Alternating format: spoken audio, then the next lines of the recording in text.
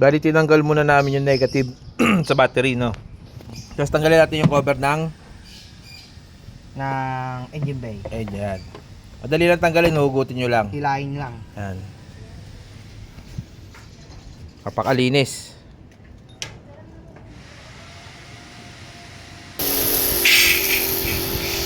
Yan, simulan na natin hugasan. Ang iiwasan lang dito, nasan yung iiwasan dito, Bod? Fuse box. Ayun lang, yun lang ang iiwasan natin. Yan. Huwag naman, hindi naman iwas na iwas, yung huwag nyo lang masyadong babara ng tubig. Yan, ganyan lang paglinis ng makina ng expander.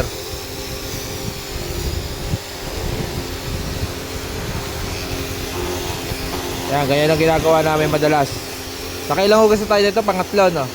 Pangatlong hugas na namin to.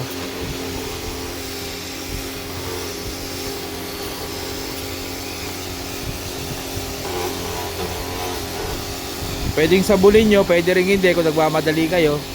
Pero mas mainam na sabunin.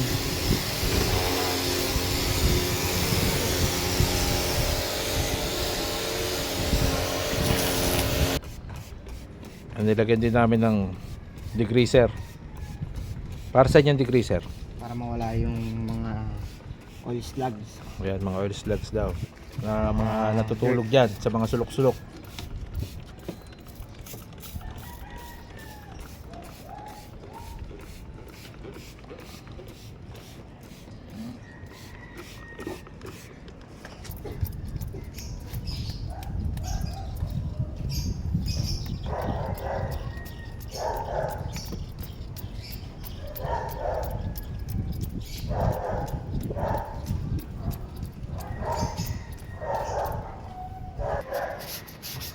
Ngayon gagamit ng brush para matanggal yung mga alikabok na namo. Yan. Kung wala kayong mga gamit, ano ba mas maganda? Brush talaga, no? Wala kayong magamit, pwede toothbrush. Yung luma na. Tapos gamitin nyo ulit.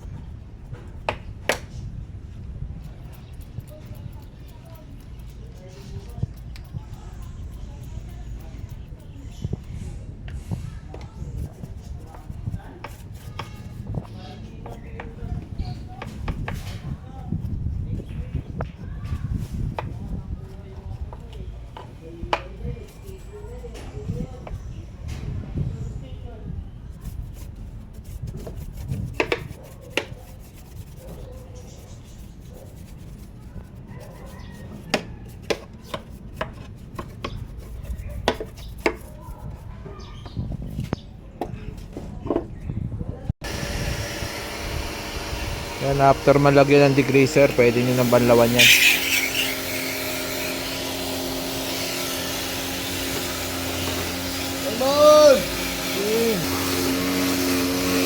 Siguraduhin nyo lang nababanlawan kahit yun ang dirito. Yan, tulad yan, meron pa. Kailangan matanggal nyo na rin yan. Para isang bukasan na lang kayo. Yan. So, ganun lang kadali yan. Maglinis ng engine. Pwede nyo gawin sa bahay.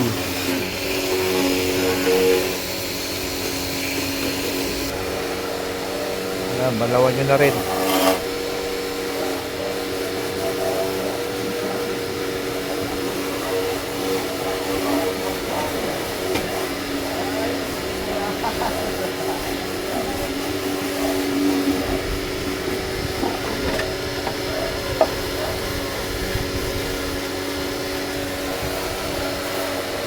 Tanggal yung dumi.